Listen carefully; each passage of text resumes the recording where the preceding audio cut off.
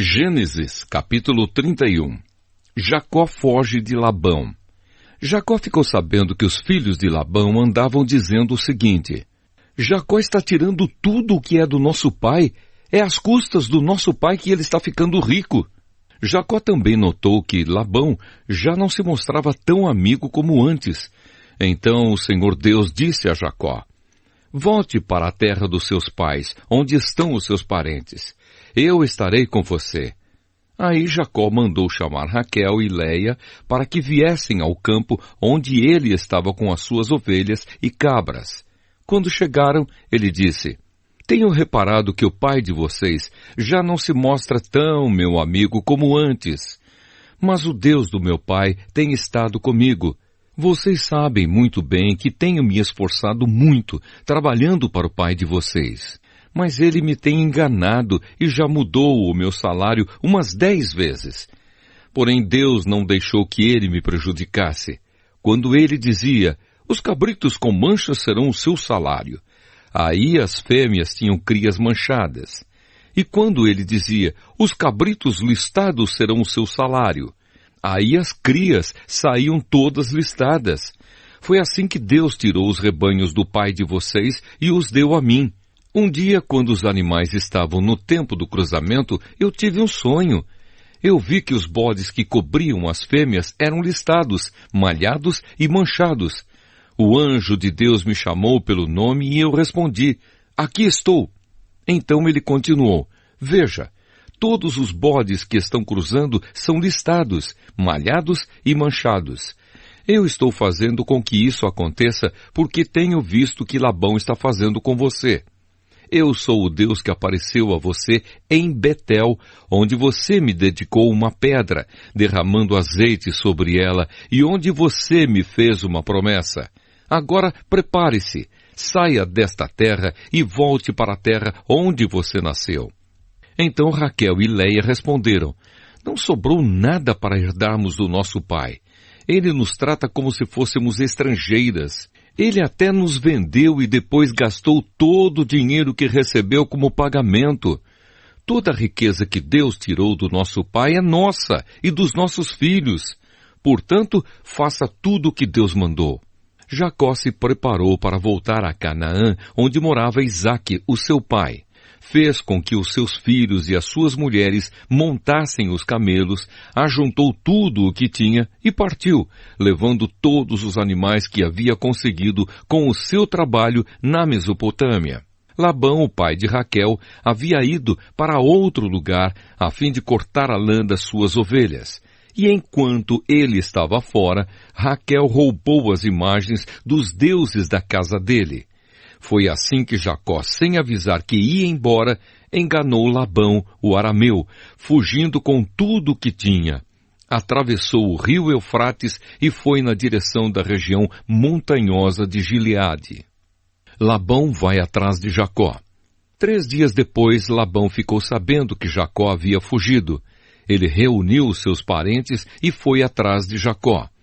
7 dias depois, Labão alcançou Jacó na região montanhosa de Gileade. Naquela noite, Deus apareceu num sonho a Labão, o arameu, e disse: Cuidado, não faça nada a Jacó. Labão alcançou Jacó na região montanhosa de Gileade, onde ele estava acampado. E Labão e os seus parentes acamparam no mesmo lugar. Aí Labão disse a Jacó: Por que foi que você me enganou, levando as minhas filhas como se fossem prisioneiras de guerra? Por que você me enganou, fugindo desse jeito, sem me dizer nada? Se você tivesse falado comigo, eu teria preparado uma festa alegre de despedida, com canções acompanhadas de pandeiros e de liras. Você nem me deixou beijar os meus netos e as minhas filhas. O que você fez foi coisa de gente sem juízo. Eu poderia ter feito muito mal a vocês, mas na noite passada, o Deus do seu pai me disse assim: Cuidado, não faça nada a Jacó. Eu sei que você foi embora porque tinha saudades de casa. Mas por que foi que você roubou as imagens dos deuses da minha casa? Jacó respondeu: Eu fiquei com medo, pois pensei que o Senhor ia me tirar as suas filhas à força. Mas se o Senhor achar as suas imagens com alguém aqui, essa pessoa será morta. Os nossos parentes são testemunhas. Se o Senhor encontrar aqui qualquer coisa que seja sua, pode levar. Acontece que Jacó não sabia que Raquel havia roubado as imagens. Labão entrou na barraca de Jacó, depois na de Leia e depois na das duas escravas. Porém, não encontrou as suas imagens. Então foi para a barraca de Raquel.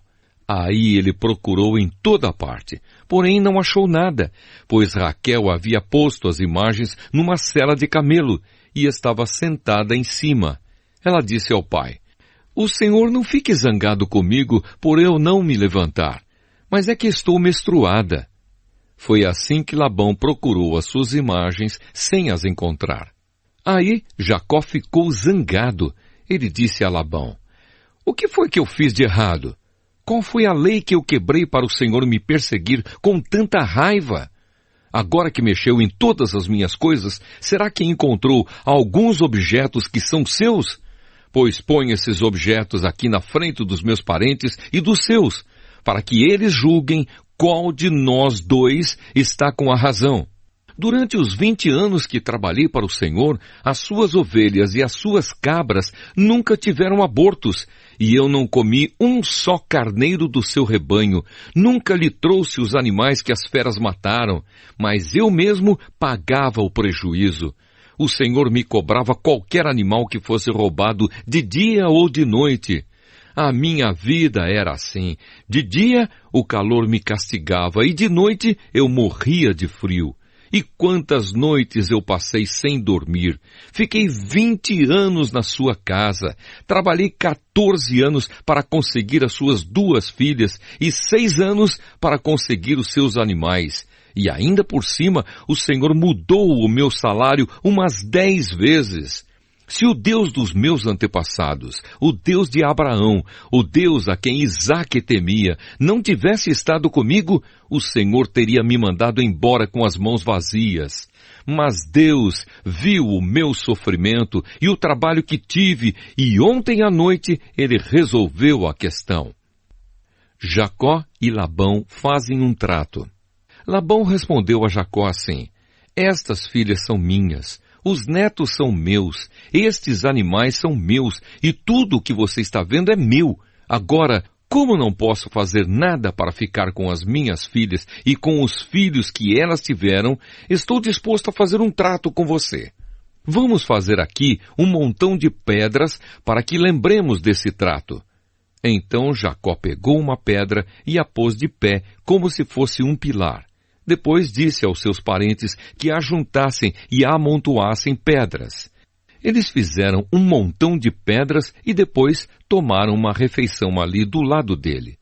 Labão pôs naquele lugar o nome de Jegar-Saaduta e Jacó o chamou de Galeede. Depois Labão disse: "Este montão de pedras servirá para que nós dois lembremos desse trato." Foi por isso que aquele lugar recebeu o nome de Galeede, e também teve o nome de Mispa, porque Labão disse: "Que o Senhor Deus fique nos vigiando quando estivermos separados um do outro. Se você maltratar as minhas filhas, ou se você casar com outras mulheres, mesmo que eu não saiba o que está acontecendo, lembre que Deus está nos vigiando. Aqui estão as pedras e o pilar que coloquei entre nós dois. O montão de pedras e o pilar são para lembrarmos desse trato.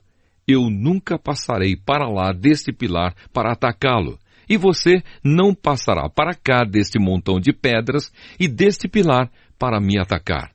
O Deus de Abraão e o Deus de Naor será juiz entre nós." Então Jacó fez um juramento em nome do Deus a quem Isaque, o seu pai, temia. Ele ofereceu um animal em sacrifício ali, na montanha, e convidou os seus parentes para uma refeição.